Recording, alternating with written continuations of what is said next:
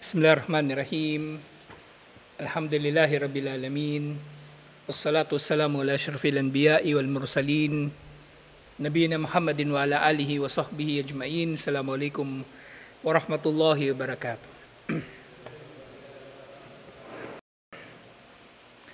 So inshallah, Qiyamatus Sugra, at yatalakay na natin yung mga kaganapan bago dumating ang huling araw, ang araw ng paghukom. At yatalakay na natin yung pagdating ng mga fitna, at pangunahin nga sa mga fitna na ito ay ang pagkakapatay kay Uthman bin Affan radhiyallahu anhu.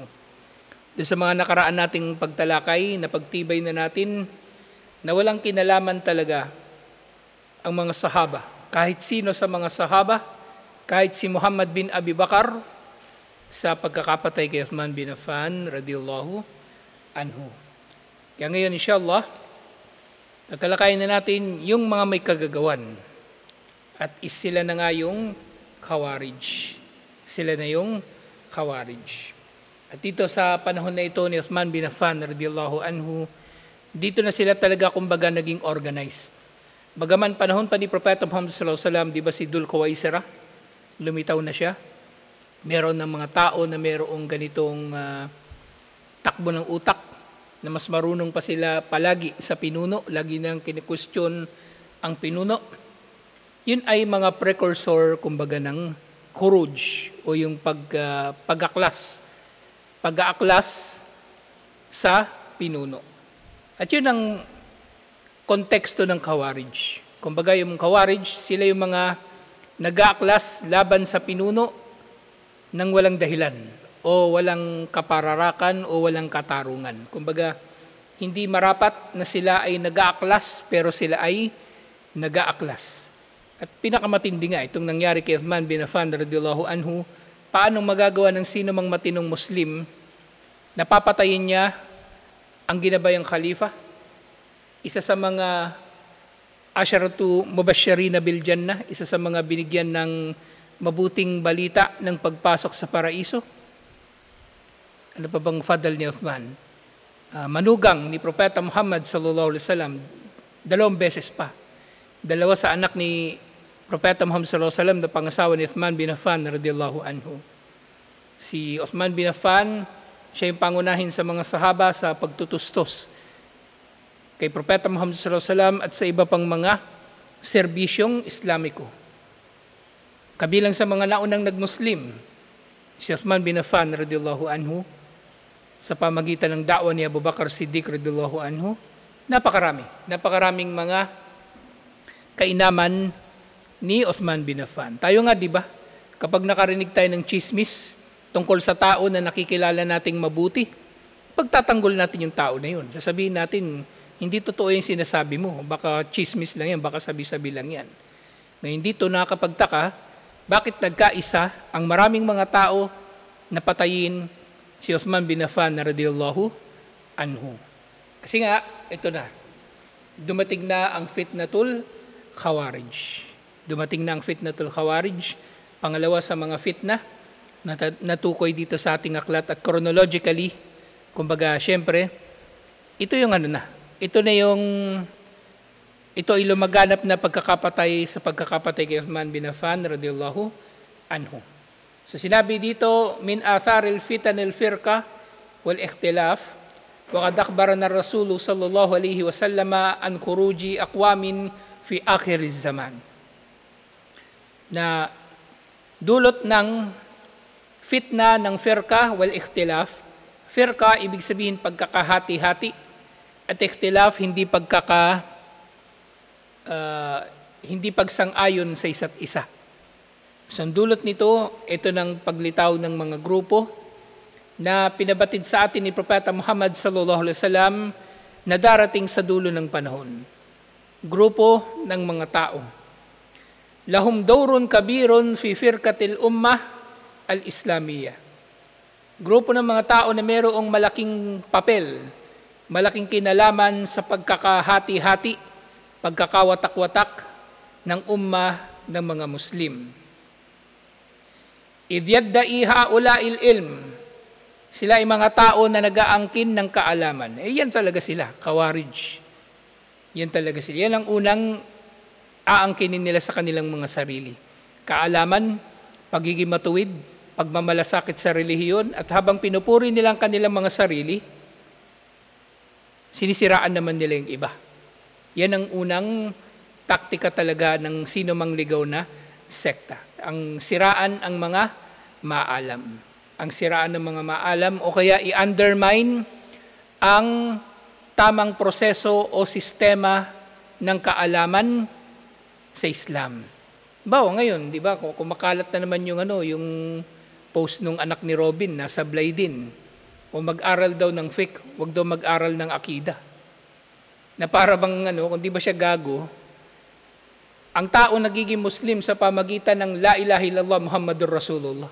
Hindi siya nagiging Muslim dahil sa zakah, salah, fasting o hajj. Unang sasabihin ng tao, La ilaha illallah Muhammadur Rasulullah. Pangalawa, sige, fiqh. O, di ba, fiqh yung salah, zakah, adab, fiqh din, di ba? Pero hindi ba meron ding tinatawag na fiqhul akbar? Fiqhul akbar, mas malaking fiqh. Akida yun. Fiqhul asgar, yun yung mga gawaing pagsamba. So, yung mga tao talaga lumilitaw na bagaman hindi Khawarij yun, kumbaga, naipakita ko lang sa inyo yung isang example kung paanong nag-iisip yung mga ligaw na sekta.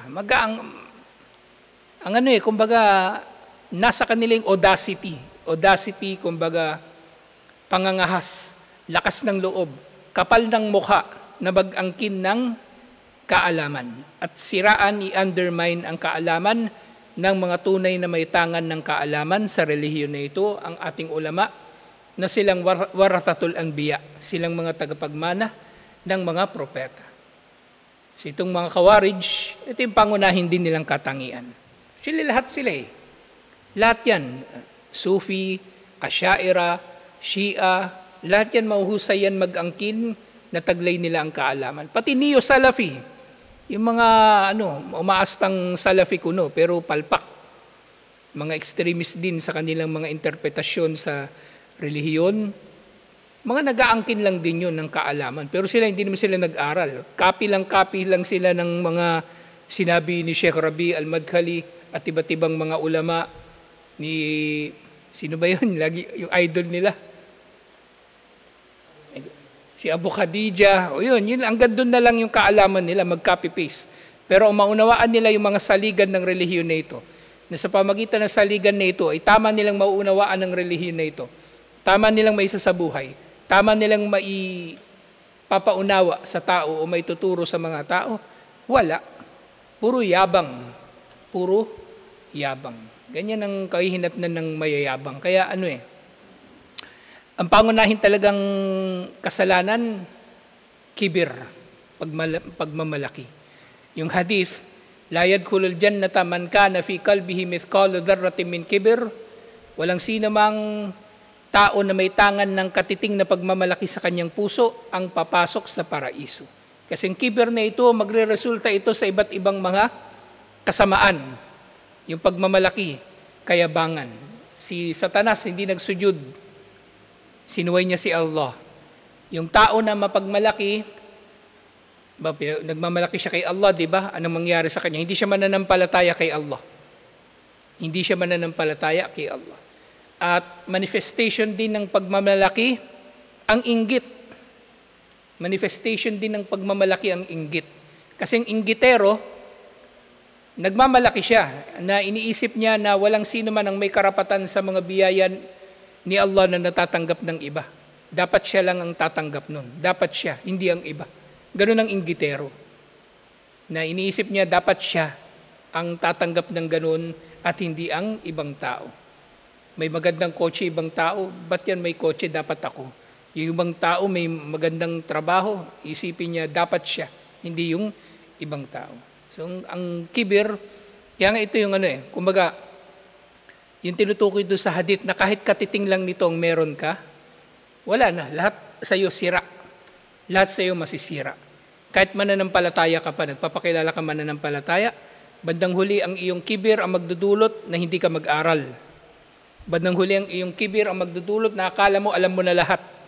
Bandang huli ang kibir ang magdudulot na hindi ka magpasakop sa Sharia ng Islam. Yun, ganyan na ganyan yung Khawarij. Yabang ang una nilang katangian. Katulad ni Satanas at ng iba pang mga sumusuway kay Allah subhanahu wa ta'ala. So nga, idyadda'i haula'il ilm. Ang Khawarij, nag-aangkin ng kaalaman. Wajhaduna anfusahum fil ibadati. At sila yung Khawarij, dahil nga nag-aangkin sila ng kaalaman, syempre sunod nila nga angkinin kabanalan. Kaya magmamalabis sila sa kanilang mga gawaing pagsamba. Kaya nga naalala ninyo, di ba, ilang linggo natin tinalakay yung tungkol sa Khawarij, yung mga katangian nila, kabilang sa mga katangian nila, at nababanggit mismo sa mga hadith, na ang sala ng sino man sa mga Muslim ay walang kwenta kung iahambing sa sala ng Khawarij. Ang fasting ng sino mang Muslim, walang kwenta kung iahambing sa fasting ng Khawarij. Kasi ito sila. Kumbaga, nagsisikap talaga sila na sila ay magiging banal habang inakala nila na sila ay meron ng kumpletong karapatan sa kanilang mga ginagawa. Sa pagpatay sa Muslim, pagre-rebelde sa mga pinunong Muslim, pagkamkam sa yaman ng ibang tao, Musliman o hindi Muslim, at iba pang mga gawaing terorismo. At itong mga Khawarij, so nagsisikap nga sila sa pagsamba, wayaduuna ila kitabillah, walakinnahum juhala. Itong Khawarij, makikita mo sila na nag-aanyaya tungo sa aklat ni Allah subhanahu wa ta'ala, pero sila nga ay mga mangmang. Ano ang ramification nito? Nag-aanyaya patungo sa aklat ni Allah, pero mangmang. Yung mga ipinangaanyaya niya sa aklat ni Allah, hindi niya naunawaan ng maayos. Hindi niya naintindihan ng konteksto nito. Bara-bara niyang iniakma sa kanyang pagnanasa upang maging dalil na gagawin niya ang kanyang mga krimen na kanyang ginagawa. Yung mga Khawarij, hindi maubusan ng dalil yan. Makaisip sila ng dalil pag nakawan yung kuffar na sibilyan na wala namang atraso sa kanya, hindi naman sundalo ng kalaban, may dalil sila. Papatay sila ng kanilang kapwa Muslim na hindi nila kapanalig o nagsasalita laban sila, may dalil sila. Lahat galing sa Quran. Pero, yun ba ay naunawaan nila ng tamang pag-unawa o ang mga sahaba, naunawaan nila ng ganung tamang, naunawaan ba nila yon ng katulad ng pag-unawa ng Khawarij? Hindi. Minsan nga merong nag-PM pa sa akin. Hindi ko na lang sinagot Sabi niya, saan daw mababanggit sa Quran na may pinagkaibang sibilyan na kuffar at sundalo na kuffar? Hindi ba gago? Gusto ko lang sabihin sa kanya, minsan busy lang ako masyado, pero sarap awayin yung ganun Inisip ko naman, kung awayin ko tong gagong to, hindi naman to magpapakilala. Sayang lang yung oras ko. So parang gusto niyang sabihin, saan daw sa Quran na binanggit yung pinagkaiba ng sibilyan na ibig sabihin hindi sila pwedeng pipinsalain. Yung sibilyan na kuffar, hindi pipinsalain. Ang daming batayan sa Islam sa mga ginawa mismo ni Propeta Muhammad sallallahu alaihi wasallam. Doon na lang sa Qurayza halimbawa. Sa Qurayza, di ba, natalo ng mga Muslim yung Qurayza pagkatapos ng Ghazwatul Khandaq. Pinatawan ng parusang kamatayan ng kabuuan ng Qurayza. Ibig sabihin, lahat ng lalaki na nasa military age, katulad ng custom nung panahon na yon, binitay, pinugutan ng ulo. Pero yung mga babae, mga bata, hindi nila dinamay. Inalipin nila, oo, pero yun naman kasi yung customary nung panahon na yun Ibig sabihin, kinilala sila bilang sibilyan. Kinilala sila bilang sibilyan. Fathu Makkah, di ba? Hindi naman sila dinigma lahat ni Propeta Muhammad sallallahu alaihi wasallam. Sinabi pa nga niya, lahat ng gustong maligtas, magtago sa bahay ni Abu Sufyan, o kaya magtago doon sa may Kaaba, o kaya manatili na lang sa loob ng bahay nila. Kaya nga doon sa Fathu Makkah, iilan lang ang Quraysh na napatay. Ilan lang talaga. Yung mga nanlaban. Iilan lang sila. Pero ang karamihan sa Quraysh, hindi sila nasaktan. Kasi kinilala sila bilang mga sibilyan at hindi bilang mga sundalo. So, sa panahon pa lang ni Propeta Muhammad sallallahu alaihi wasallam, malinaw na ang bagay na ito. Pero itong gagong na ito, terorista, itong Khawarij, ayaw niyang bigyan ng distinction yung sibilyan na kuffar at yung sundalo na kuffar. Kasi gusto niya lahat bibiktimahin niya.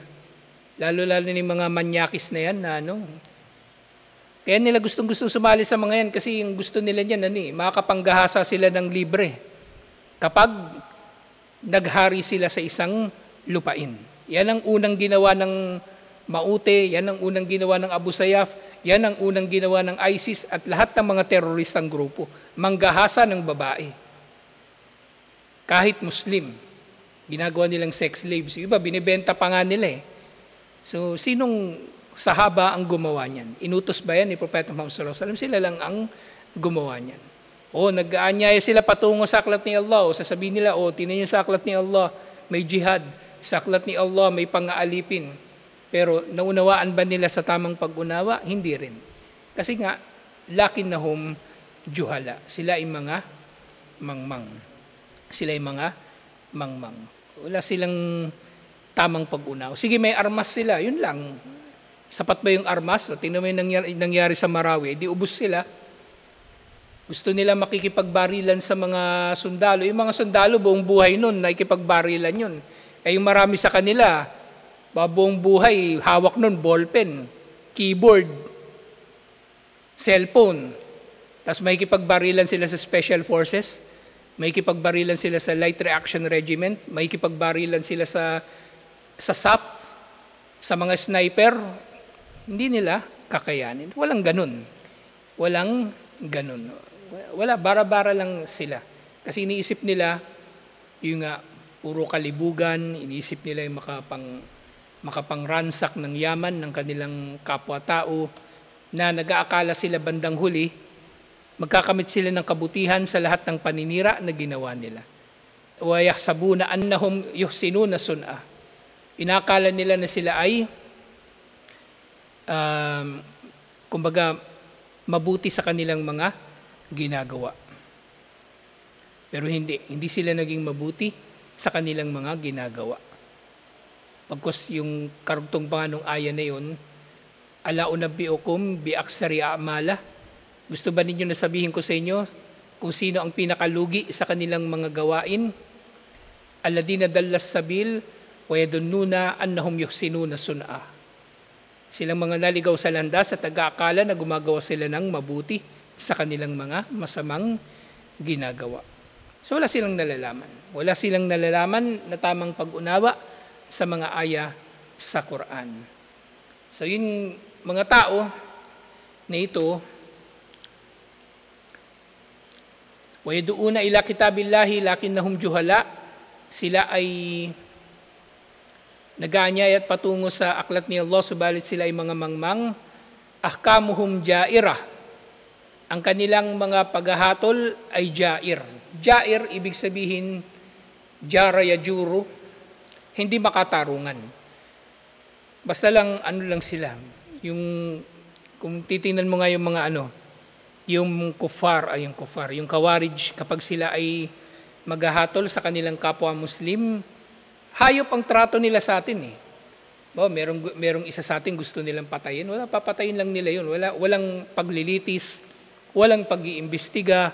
Hindi nila bibigyan yung tao ng pagkakataon na ipaliwanag yung panig niya. Wala. Basta papatayin ka lang parang hayop. Ganun sila, kahayop. Samantalang ang tunay na Islam, kung meron mang tao na siya ay napagbibintangan halimbawa ng ridda, pagtalikod sa Islam o ano pa mang kasalanan na mayroong parusang kamatayan, halimbawa panggagahasa, drugs, kumpleto ng sistema.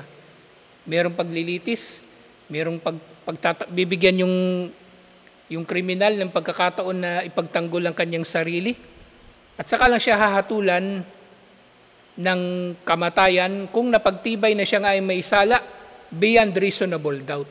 Actually, yung sinasabi na yan palagi sa korte, mga Muslim ang nagpauso niyan. Di ba sinasabi pag nakakapanood kayo yung pelikula, di ba? Tapos courtroom ang eksena, may hahatulan, guilty beyond reasonable doubt. Ang konteksto na yan, konsepto na yan, sa Islam. Sa Islam ang pinanggalingan yan. Katulad halimbawa dun sa sa nagzina. Ano yung kailangan na kondisyon para mapagtibay na ang tao ay totoo nga na nagzina? 4 na witness. At ang 4 na witness na ito, nakita talaga nila na mayroong nangyari na pagtatalik. Hindi yung nakita lang nilang pumasok sa kwarto. O ano pa mang pagdududa nila.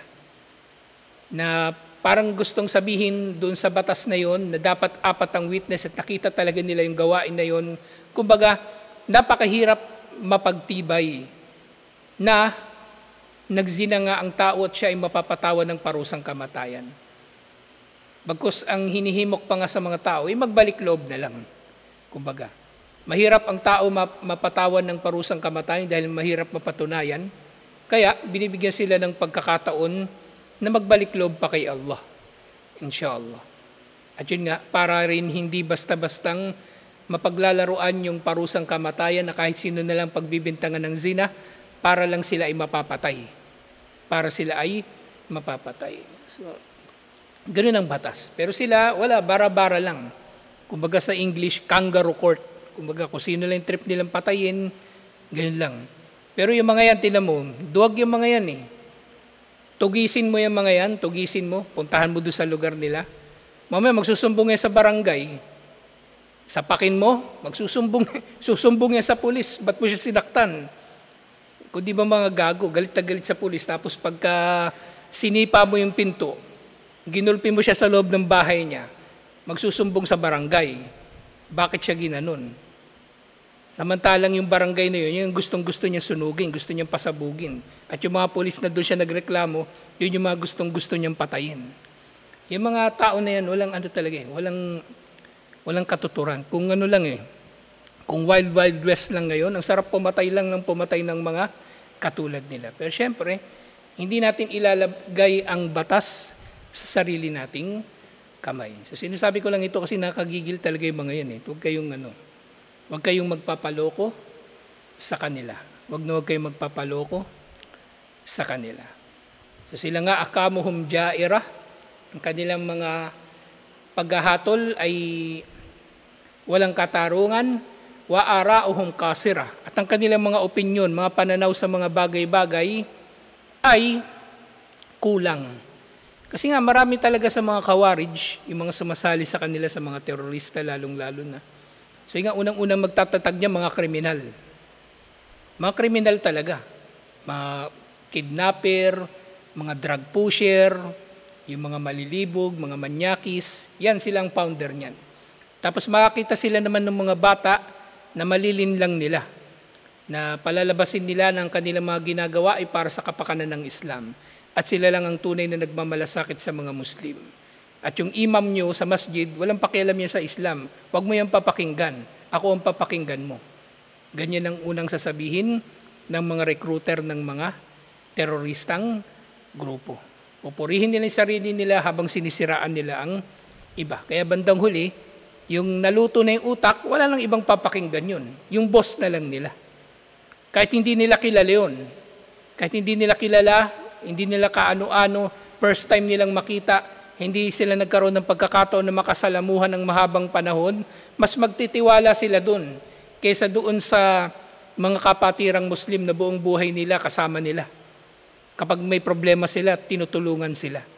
Kasi, kumbaga, syempre, tinakda na ni Allah yon na maililigaw sila, pero iba talaga iba ang appeal kapag ang tao ay sadyang nanloloko sa kanyang kapwa-tao. May maluloko at may maluloko. Talaga siya.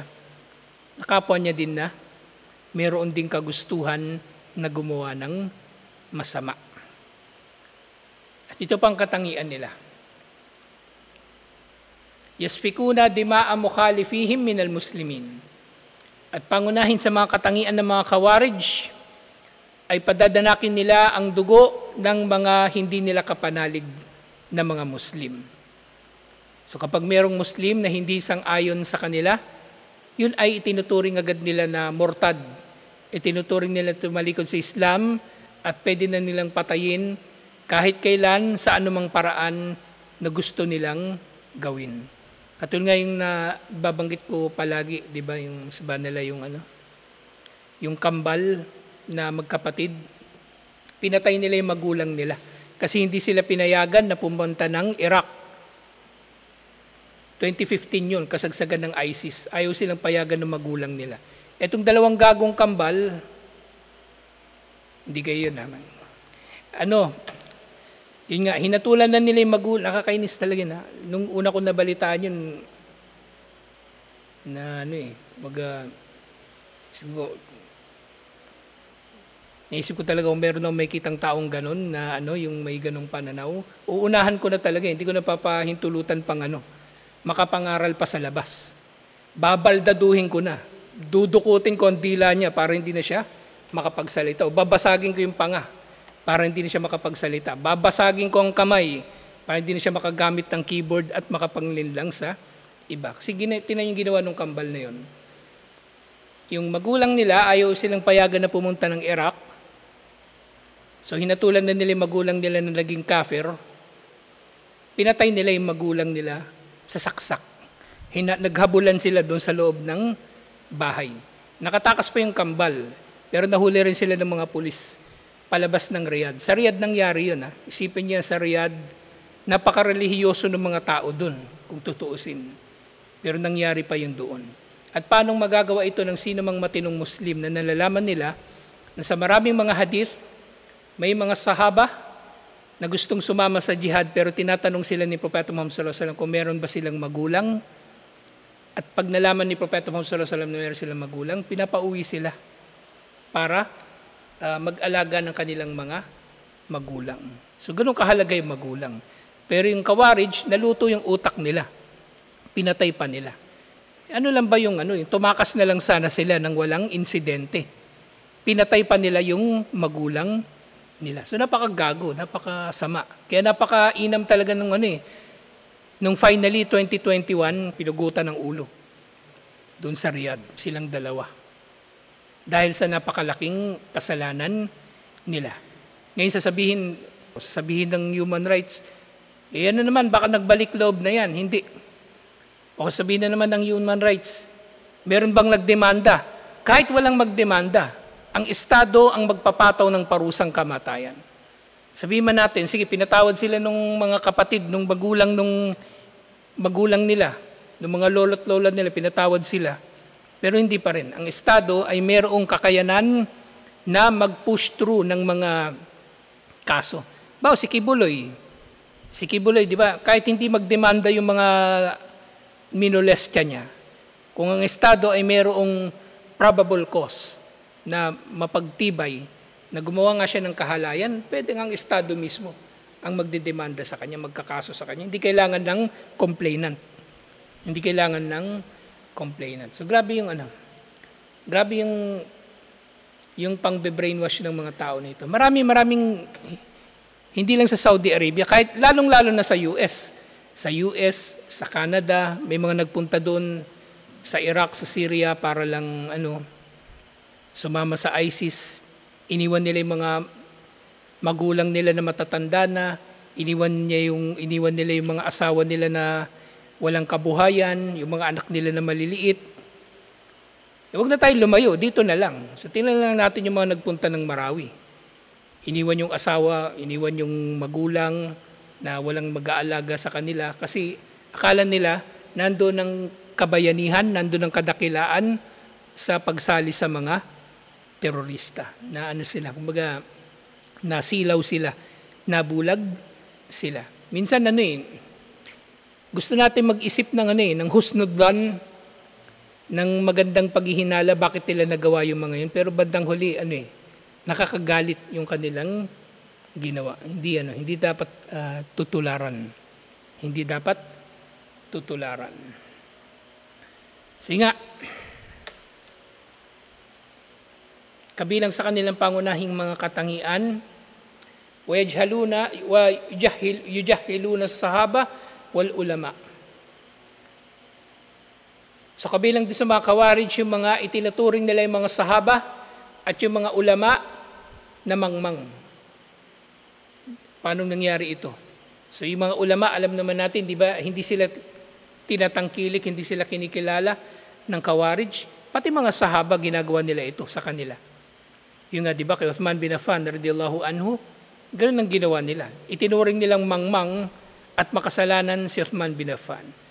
At ang Khawarij, sa pagpatay nila kay Ali bin Abi Talib, ganun din. Hinatulan nila si Ali bin Abi Talib, radiyallahu anhu, ng incompetence. Actually, hindi lang si Ali bin Abi Talib ang gusto nilang patayin nung panahon na yun. 3 sila, sabay-sabay. Si Muawiyah, papatayin nila sa Syria. Si Amr bin al-As, papatayin nila sa Egypt. Pero natsyempohan lang talaga nila si Ali doon sa Kufa. Kaya suba nila, talaga, no? Ugali na ng Khawarij yan, papatay ng Muslim pagpajar.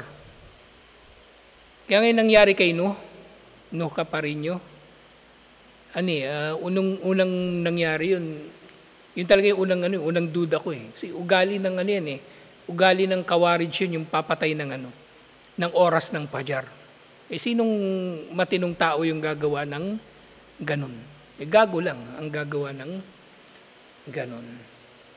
So, sumunod na nabanggit dito, panghuli na rin, na dito sa usapin na ito, na sinabi ni Propeta Muhammad sallallahu alaihi wasallam, matatalakay pa natin ito ng mas malalim next week inshallah. Sayakhruju fi akhiriz zamani qaumun ahdatul asnan. Darating sa dulo ng panahon ng mga tao, ng karamihan sa mga miyembro nila ay mga kabataan. Sufahaul ahlam.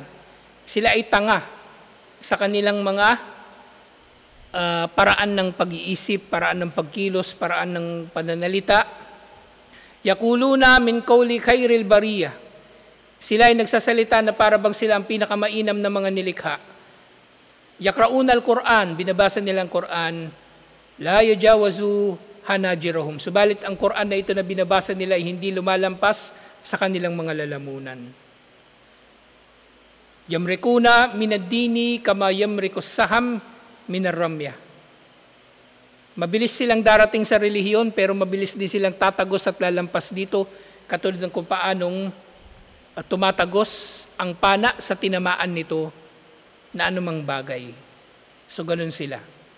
Kumbaga ibig sabihin, nagsisimula sila sa Islam pero maya-maya kafir na sila dahil sa kanilang mga pinaggagawa. فَإِذَا لَقِيتُمُوهُمْ فَاقْتُلُوهُمْ. Kaya kapag matagpuan ninyo sila, patayin ninyo sila. So, ibig sabihin, ito ay deklarasyon ni Propeta Muhammad sallallahu alaihi wasallam na pwedeng digmain ng mga Muslim ang mga terorista kahit sila ay mga Muslim. فَإِنَّ فِي قَتْلِهِمْ أَجْرًا لِمَنْ قَتَلَهُمْ عِنْدَ اللَّهِ يَوْمَ الْقِيَامَةِ. Dahil merong gantimpala para sa sino man na makakapatay sa kanila, meron silang gantimpala sa araw ng paghuhukom. Pero syempre, unahan ko na kayo, wag natin ilalagay ang batas sa sarili nating kamay. So ito meron itong hangganan pa rin, kumbaga. Ngayon wala namang khalifa, walang nagdedeklara ng jihad laban sa Khawarij. Hindi yan sila pwedeng patayin, pero sinabi ko kanina, basagin ng nguso, basagin ng panga, durugin ng kamay para hindi na sila makakapagligaw. Hindi ko alam baka gawin nyo, tapos sisidyo sa akin. Bahala kayo, kayo ang magdesisyon. Kung ganun ba kagrabe yung tao na yon, baka karapat dapat na rin siya talagang patahimikin. So tutuloy natin ito inshallah. Assalamualaikum warahmatullahi wabarakatuh.